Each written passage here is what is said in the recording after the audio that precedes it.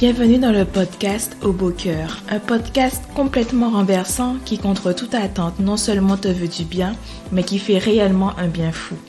Ici, nous allons aborder les tempêtes de la vie, mais aussi d'autres sujets de vie, et avec l'aide d'intervenants, t'apporter les clés pour les aborder, les affronter, les surmonter.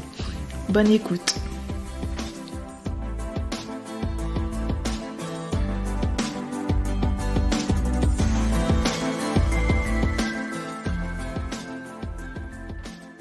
Aujourd'hui, nous sommes au beau cœur de la santé. La question que nous nous poserons, une bonne alimentation, un esprit sain dans un corps sain. Quelques constats, les gens cuisinent moins qu'avant. Les fast-foods et le grignotage sont courants, voire encouragés par les publicités. Des régimes amincissants sont vendus chaque été à de nombreuses personnes. Il est courant de manger sur le pouce à midi en semaine pour ceux qui travaillent. L'obésité, le diabète et autres maladies cardiovasculaires sont en croissance depuis plusieurs décennies. On entend parler de pesticides, OGM, gaz, eau polluée. Hippocrate avait dit « Nous sommes ce que nous mangeons ». En 1863, Ellen White, une grande missionnaire, décrivit précisément les rapports qui existent entre les aliments que nous consommons et notre condition physique et spirituelle. Alors, la question, une bonne alimentation, est-ce bien un esprit sain dans un corps sain? Aujourd'hui, je reçois Dr Amina Kemich, médecin généraliste, spécialiste en médecine dite lifestyle. Elle prodigue des stratégies bien-être, santé et prévention. Merci Amina d'avoir accepté mon invitation. Merci Mélissa de m'avoir invitée, ça me fait plaisir. Alors, la première question que nous allons voir, qu'est-ce qu'une alimentation saine? Il y a différentes façons de définir une alimentation saine. On peut la définir à différents niveaux, en fait, soit au niveau vraiment terre à terre, avec la fameuse assiette, tu sais, avec la moitié de l'assiette avec des légumes, le quart avec des protéines et le quart avec des féculents. Oui. Mais on peut aussi aller à un niveau plus justement, puisque c'est l'orientation de ton podcast, plus spirituel et vraiment, on a de plus en plus de données aujourd'hui sur le lien entre l'alimentation et le cerveau, le fonctionnement du cerveau. Oui. Et ce qui est intéressant, c'est un psychiatre américain, Dr Daniel Amen, et qui a beaucoup travaillé.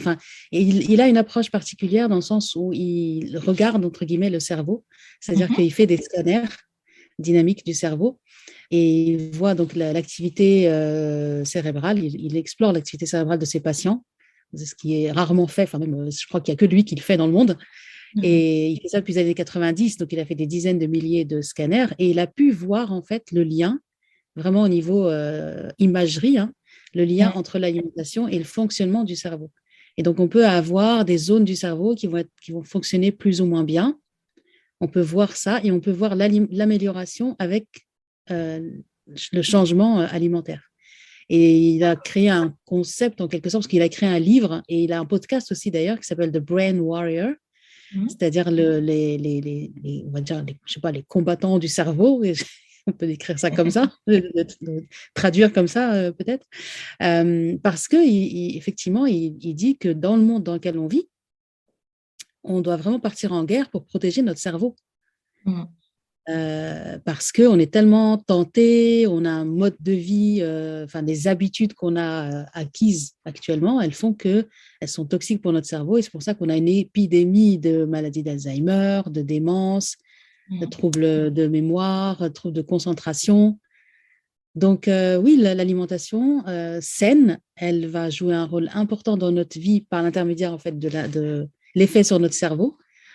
Parce que l'effet sur notre cerveau, ça va jouer sur les décisions qu'on prend dans notre vie. Donc, on prend des décisions toute la journée, toute notre vie, de faire quelque chose ou de ne pas faire quelque chose, des décisions qui vont être plus ou moins alignées avec nos valeurs. Des fois, si notre cerveau ne fonctionne pas bien, on ne va pas anticiper certains problèmes, on ne va pas anticiper les conséquences de nos actes. Donc, on peut avoir un comportement qu'on peut regretter plus tard. Donc, l'alimentation saine, c'est ce qui va permettre justement une vie saine. Ça va jouer par l'intermédiaire de l'effet sur notre cerveau. Et c'est un peu on peut dire qu'il y a un peu un cercle. parce que l'alimentation, elle va jouer sur le cerveau, et le fonctionnement du cerveau, il joue sur les choix qu'on fait au niveau alimentaire aussi. D'accord. On peut être dans un cercle vicieux où on a un cerveau qui ne fonctionne pas bien, on fait des mauvais choix alimentaires qui renforcent le mauvais fonctionnement de notre cerveau et on est dans un cercle vicieux. Mais on peut passer dans un cercle vertueux et faire d'autres choix alimentaires qui vont améliorer le fonctionnement de notre cerveau et améliorer les choix qu'on va faire aussi bien au niveau alimentaire qu'au niveau de tout notre style de vie en fait. Oui. Ah ouais, c'est C'est vrai que intéressant ce lorsqu'on que tu regarde, dis, tu parlais des maladies chroniques. Effectivement, aujourd'hui, 80%, d'après l'Organisation mondiale de la santé, 4% des décès sont liés aux maladies chroniques. C'est hein. énorme. C'est énorme. Mm. Après, c'est vrai que, bah oui, parce que du coup, de base, l'alimentation, comme c'est le carburant de notre corps, forcément, notre condition physique, ben, dépend. Et en même temps, elle apporte tout ce qui est énergie, bonne humeur, bonne digestion. Parfois, on parle aussi de peau plus belle, plus propre, un corps moins gras, des os, des muscles en meilleure forme, des capacités intellectuelles décuplées. Et Absolument. ne parlons même pas de tout ce qui est défense immunitaire aussi, qui sont accrues, du coup. Mais par rapport à ce que tu as dit, est-ce que en prévention, il y aurait des choses à faire? Parce que du coup, maintenant, on entend parler de plusieurs types de régimes aussi, vegan, végétarien, végétalien, flexitarien. Oui. Est-ce qu'il y a une façon de manger, en fait? Je ne pense pas qu'il y ait une façon de manger qui soit parfaite. Et je pense que la variété qu'il y a dans le monde, c'est plutôt quelque chose de beau, en fait, hein. C'est juste que chacun doit chercher et trouver ce qui lui convient Hmm. sur le long terme. Et on peut changer, en fait. On peut changer en cours de route. Tout en restant dans la tempérance. Tout à fait, oui. Parce que, donc, du coup, il faut être à l'écoute de son corps. Après, c'est sûr que dans le monde dans lequel on vit, on a une alimentation qui est devenue trop riche. Ouais, Surtout, c'est enfin, vrai. en tout cas là où on vit, nous, Hmm. on a trop accès, par exemple, à la viande. On n'avait pas accès à la viande aussi facilement avant, donc on en mangeait moins. Et la viande, trop de viande pose problème. Donc, l'alimentation, effectivement, qu'on a actuellement, c'est pour ça qu'on parlait tout à l'heure de guerre pour notre cerveau. C'est Hmm. parce que ce qui est à notre disposition n'est pas forcément le meilleur pour nous, pour notre corps, pour le fonctionnement optimal de notre corps et de notre Oui, je cerveau. vois. Mais après, les régimes, je pense que chacun doit essayer quand même de travailler avec un professionnel parce que Internet, bon, on trouve tout et n'importe quoi en fait. Donc on trouve des informations sur Internet qui ne sont pas forcément scientifiquement à tester. Et c'est pour ça que je te félicite pour ton podcast parce que ça permet de justement, ça fait partie des initiatives qui permettent de donner aux gens en fait une information qui est plus sérieuse, Hmm. plus basée sur la science. Donc on a Ça permet besoin de mettre les choses à d'initiatives plat. exactement, on a besoin d'initiatives comme toi, de professionnels de santé qui s'expriment. Et donc, le mieux, moi, ce que je recommande, c'est toujours d'aller travailler avec un professionnel, que ce soit un diététicien, un médecin, une sage-femme, enfin, un professionnel qui va avoir une approche vraiment basée sur la science, qui va avoir un discours qui est responsable, plutôt que quelqu'un qui met surtout quelque chose sur Internet. Bon, soi-disant, en théorie, on a une responsabilité, mais bon, en pratique, on sait bien que si vraiment on avait une responsabilité, il y a beaucoup de contenu sur Internet qui n'existerait pas, mais malheureusement, voilà. Et puis bon, il y a des entreprises aussi qui font n'importe quoi, il n'y a pas de régulation de tout ça. Donc, moi, ce que je conseille, c'est de travailler avec un professionnel, de discuter avec un professionnel, de voir qu'est-ce qui convient à chaque personne, parce qu'il n'y a rien qui soit parfait, et une bonne chose, c'est parfait comme ça aussi, parce on est tous différents, et Être c'est parfait qu'on parfait soit tous dans différents. l'imperfection. Oui, Du coup, je voulais revoir certaines choses, comme tu as parlé ben, du coup de ce qu'on peut voir sur Internet un petit peu. Entre mensonges et vérité, on ne sait pas trop, parfois on s'y perd un petit peu. Alors, est-ce qu'il y a des règles, par exemple, à respecter? On dit, par exemple, qu'il faut absolument 3 repas par jour. oui, ça c'est intéressant parce que récemment, je crois qu'il y a 1 ou 2 semaines, j'avais une conversation avec une patiente qui voulait absolument que je dise à son mari qu'il fallait qu'il mange 3 fois par jour. Et son mari, il est en bonne santé, il mange 1 fois par jour. Et j'ai dit, les indicateurs de santé chez votre mari, ils sont bons. Donc, s'il mange une fois par jour, c'est que ça lui convient à lui. Et elle voulait absolument que je dise, mais non, il faut qu'il mange 3 fois par jour. Ben non, il faut voir les indicateurs de santé. Et ça, en fait, manger 3 fois par jour, c'est une habitude. Alors, on Voilà, rappelle les indicateurs de santé, du coup. on peut, alors ça dépend hein, pour chaque personne, mais ça va être peut-être déjà le poids, ça c'est clair, le poids, un poids de santé, et on peut faire éventuellement des analyses, c'est pas obligé, mais si on est en forme, on arrive à fonctionner, on n'est pas fatigué, on n'a pas de troubles de concentration, et on a un poids qui est normal, même si on mange une fois par jour, c'est pas un problème. Après, voilà, je ne dis pas qu'on est obligé d'aller faire une prise de sang pour voir si tout va bien parce qu'on mange une fois par jour. Ce n'est pas forcément un problème. Mais ce qu'il faut savoir, c'est qu'il y a aussi des normes sociales. Il y a aussi la société qui a créé certaines normes. Donc, nos habitudes alimentaires, elles ne viennent pas que de nous. Ce n'est pas que des choix personnels. C'est aussi, ça dépend de l'environnement dans lequel on vit. Et par exemple, ici en France, on ne mange pas de la même manière que, je sais pas, aux États-Unis, en Asie. Quand on voyage, on est surpris de la façon dont les autres mangent, en fait. Moi, je me souviens, la première fois que j'ai voyagé, que je suis allée dans un hôtel et qu'on m'a mis du salé pour le petit déjeuner, j'étais choquée. Je fais quoi? Et finalement, je me suis rendu compte qu'en fait, c'était une bonne chose. En fin de compte, c'était beaucoup mieux que de manger des croissants, en fin de compte. Et aujourd'hui, je mange des croissants au petit déjeuner que rarement. Ça va être une fois par mois ou vraiment si exceptionnellement, en fait, ou si je voyage, par exemple, me faire plaisir. Alors qu'avant, c'était normal. C'était, oui, le matin, c'est la tartine avec le beurre et la confiture, c'est normal. Mais en fait, c'est une norme sociale. Et les normes sociales, elles varient, voilà, elles varient selon les époques, elles varient selon le droit. Donc, vraiment, c'est les indicateurs de santé qui permettent de savoir. C'est comme pour les enfants, quand j'ai des parents qui m'amènent leurs enfants et qui me disent ils ne mangent pas et qui veulent les forcer à manger, ben je regarde pareil les indicateurs, le poids, la taille, la croissance, l'état de santé, l'énergie qu'a l'enfant.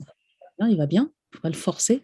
Donc, du coup, c'est pareil, par exemple, quand on dit boire 1,5 litre d'eau par jour.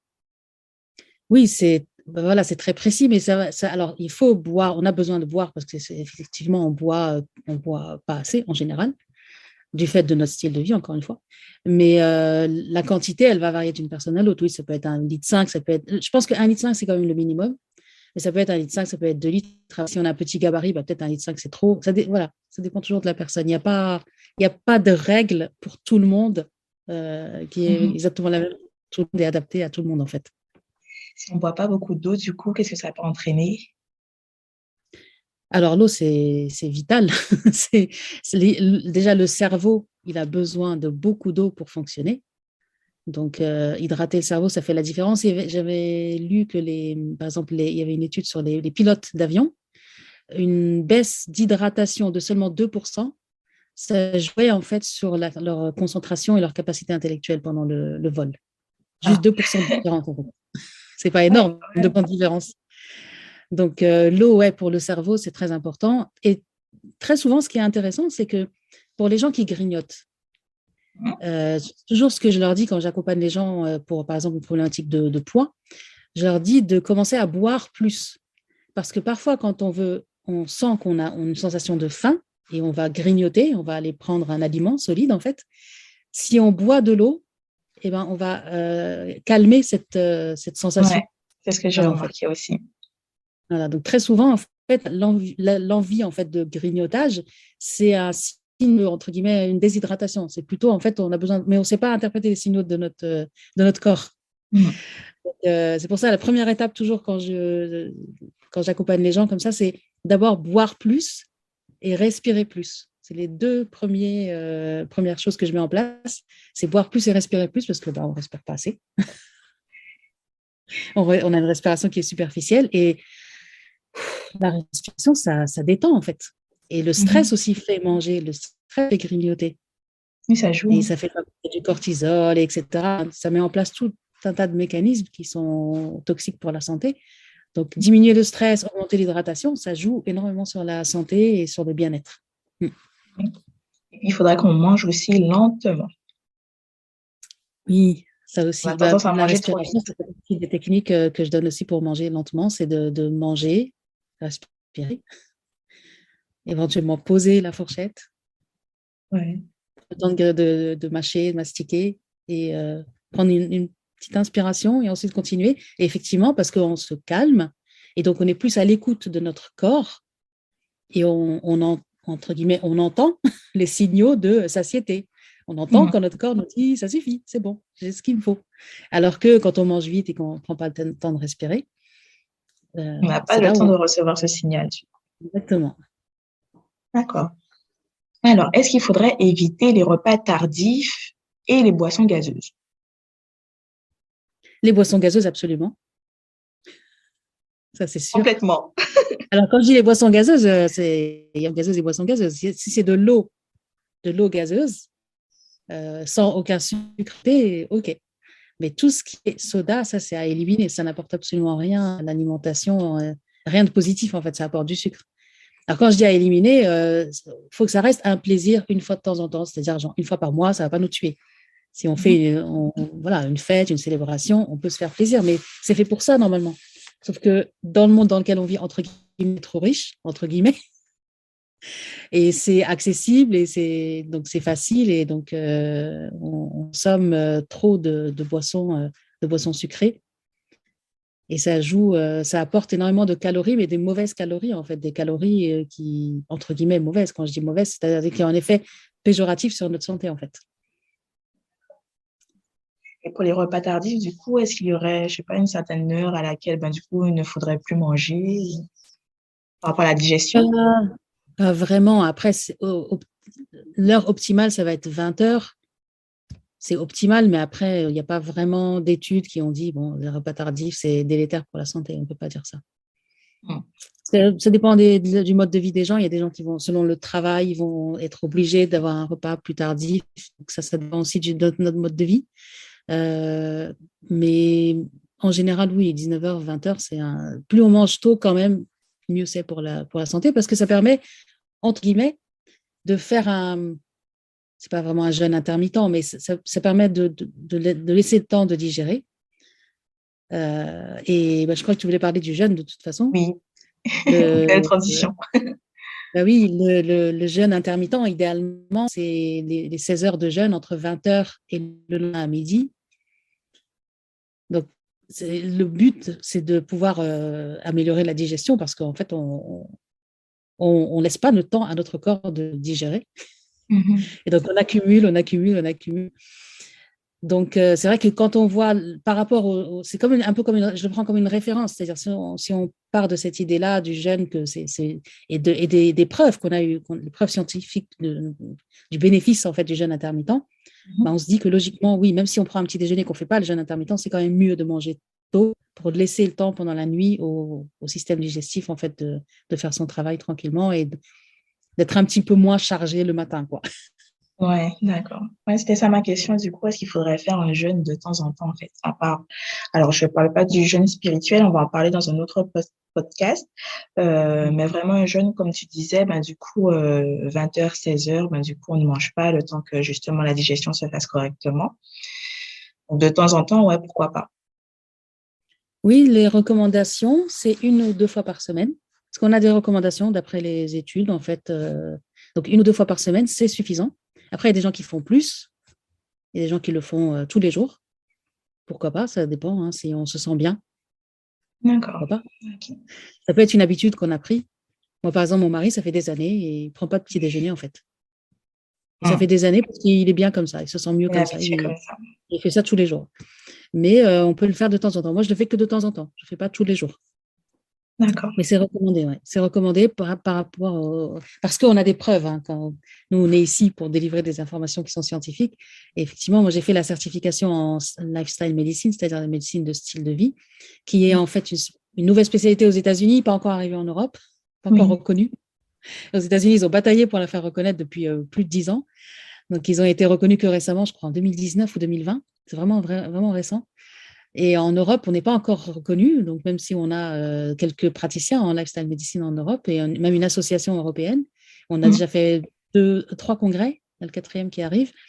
Mais ce n'est pas encore reconnu, mais c'est une spécialité qui est basée sur les preuves scientifiques, comme toute la médecine, en fait, toutes les spécialités médicales. Et effectivement, donc on a des effets positifs sur la santé par le jeûne intermittent. Donc, c'est recommandé au moins le pratiquer de temps en temps. Il faut savoir que ce n'est pas un jeûne total. On a le droit de boire. D'accord. On peut boire de l'eau, on peut boire ce qui est recommandé, c'est le thé vert parce que ça va favoriser cet effet antioxydant du jeûne et la détox en fait. On peut aussi, si on veut, boire des bouillons. On peut boire un bouillon de légumes. Ouais, il n'y a pas de problème. Alors, des fruits, non. Ça va couper c'est-à-dire manger des fruits, tu veux dire? Ouais. Dans le jeûne intermittent, non, c'est ce qui est recommandé, c'est les boissons, donc l'eau, le thé vert et les bouillons. D'accord. Ça va donner une sensation de satiété si vraiment les gens, parce que parfois les gens surtout au début quand on pratique, on a la sensation de faim parce qu'en fait notre cerveau il est programmé pour manger à telle heure et donc il nous dit il est telle heure donc je veux manger. Et donc on peut calmer cette sensation de faim avec ces boissons-là en fait. Ok. Et, voilà. Alors. Et des fois les gens ils ont besoin de varier, donc si on leur dit il faut boire que de l'eau, c'est difficile. Donc on peut varier avec du thé et avec des bouillons. Donc c'est pas si difficile que ça en fait. C'est juste une habitude à prendre. Transition, voilà, c'est ça. Voilà. Après, c'est une habitude. Alors, pour rester dans l'actualité, est-ce qu'il y a une alimentation qui permettrait de renforcer son système immunitaire face au Covid-19? En fait, on va revenir à ce dont on parle depuis le début, c'est-à-dire une alimentation saine, parce qu'effectivement, ce qui fragilise le système immunitaire, c'est une alimentation qui n'apporte pas les nutriments, les vitamines dont le corps il a besoin. Et l'alimentation transformée, effectivement, ça a un effet délétère sur le système immunitaire aussi, par l'intermédiaire, en particulier, entre autres, du tube digestif, puisque le système immunitaire, le tube digestif joue un rôle très important dans le système immunitaire, dans l'immunité. Et l'alimentation, donc effectivement, joue à une interaction entre l'alimentation et la santé du système immunitaire. Donc, moi, quand les gens ont le Covid et qu'ils me demandent justement quoi manger, ce que je leur réponds, c'est manger sainement. Donc, arrêter les aliments transformés et, comme je disais, manger des légumes verts, plus de légumes verts, un peu moins de viande. Je ne dis pas de ne pas manger de viande. Après, c'est son choix si on veut être végétarien, ne pas manger de viande du tout, ça, ce n'est pas un problème. Mais diminuer la viande et augmenter la ration de légumes et de fruits, puisque ça va apporter plus de vitamines et ça va favoriser le bon fonctionnement du système immunitaire.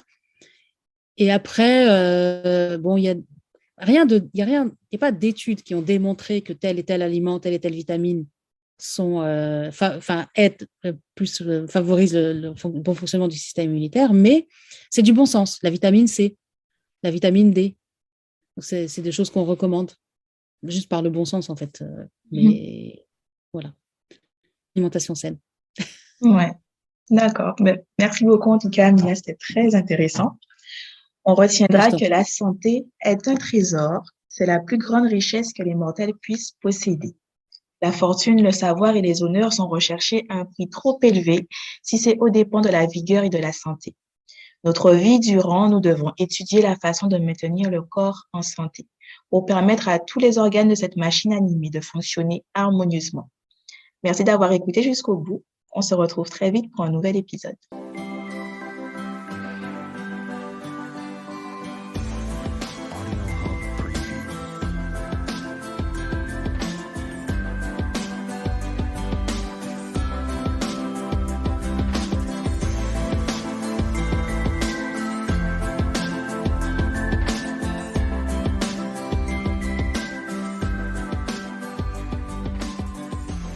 Audio Hub Preview.